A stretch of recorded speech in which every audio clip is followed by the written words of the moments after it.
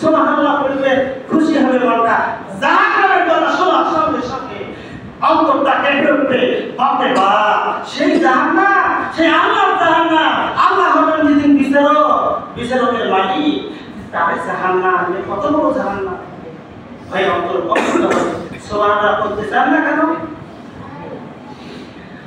আল্লাহ রাব্বুল আলামিন বললেন, ইন্নাল্লাযীনা আমানু, নিশ্চয় যারা ঈমান এনেছে, বাপদার ঈমানদারদের কথা বলছে ভাই, যেন হারিয়ে মনে করবেন যারা ঈমানদার নয়, কাফের মুশরিক বেঈমান অনেকে আছে, তারা তো ভালো ভালো কাজ করে, কালভার্ট বানায় যায়, গাছ লাগায় দেয়, রাস্তার কাজ করে, মানুষের ঘর হয়ে দেয়, গরিব মানুষকে সহযোগিতা করে। ভাইজান সংক্ষেপে কথাটা বলে দেয়, মনে রাখবেন যাদের কোনো ঈমান নাই, যারা ঈমানের দৌলত নাই, যাদের ঈমান করে যার মধ্যে ঈমান নাই, এই মানুষটা যতই গাছ লাগাইয়া দেখ না কেন, যতই রাস্তার কাজ করে দেখ না কেন, তারপর ব্রিজ বানায় দেখ, মানুষের বাড়ি বানায় দেখ না কেন, গরিব মানুষের উপকার করুক না কেন, মহান আল্লাহ রাব্বুল আলামিনের ঘোষণা অনুযায়ী তার দুনিয়ার মধ্যে শেষ, আখিরাতের মধ্যে তার কোনো পাঁচ পাইও লাভ না।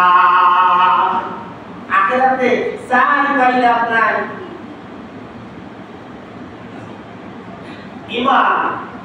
ঈমান না থাকলে কি নাই? দাম আছে। মুসলমান আরো বলছি, আজকেও কথাটা বলে, এই যে ধরেন একের নাম হলো কি, এক আছে, একের পরে যদি একটা শূন্য লাগায় দেন কত হয়? 10 হয়ে যায়। জবাব দেন একটু দেখি।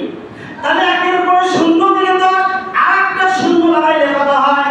100 হয়ে যায়। আর একটা শূন্য লাগাইলে 1000, আর একটা লাগাইলে হলো কত?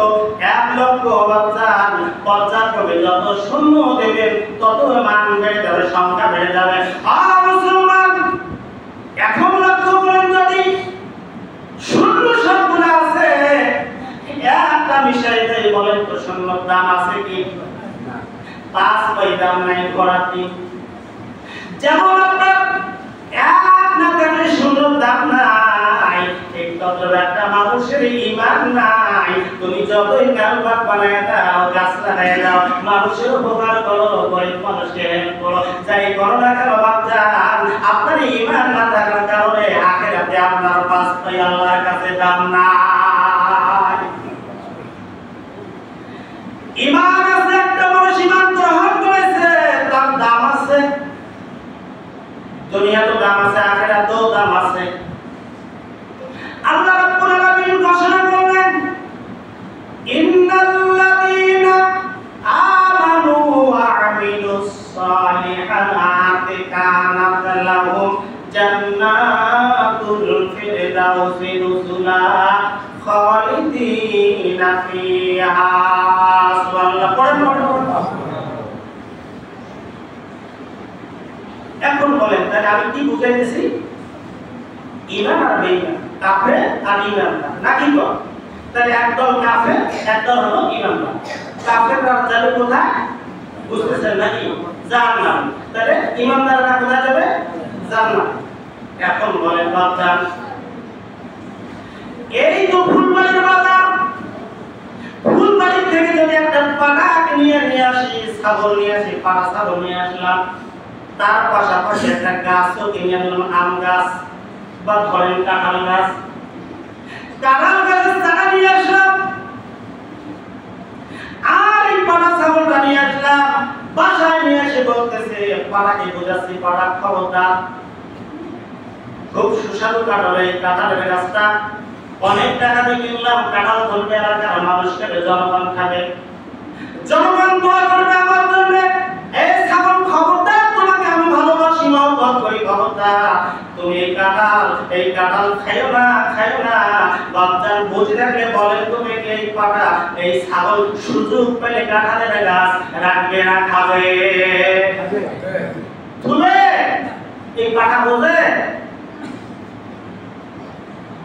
তাহলে বোঝে না নাকি? তাহলে যদি না বোঝে, আল্লাহ রাব্বুল আলামিন ঘোষণা করলেন, খাতামাল্লাহু আলা কুলুবিহিম ওয়া আলা সামঈহিম ওয়া আলা আবসারিহিম গিশাওয়াতুন ওয়া লাহুম আযাবুন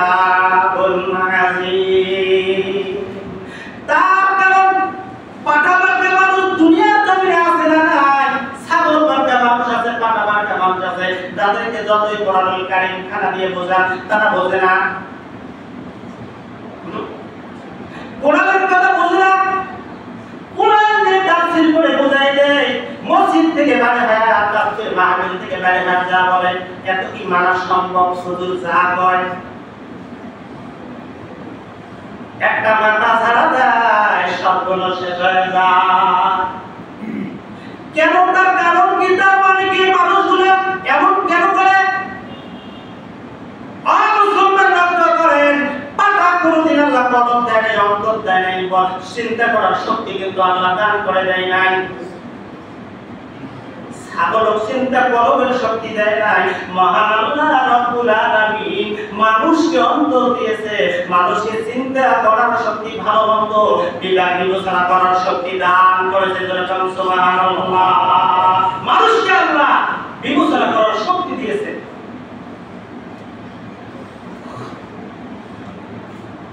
এই মানুষগুলোকে কি দিয়েছে? আল্লাহ বিবেচনার শক্তি দিয়েছে, কিন্তু ছাগল দিয়েছে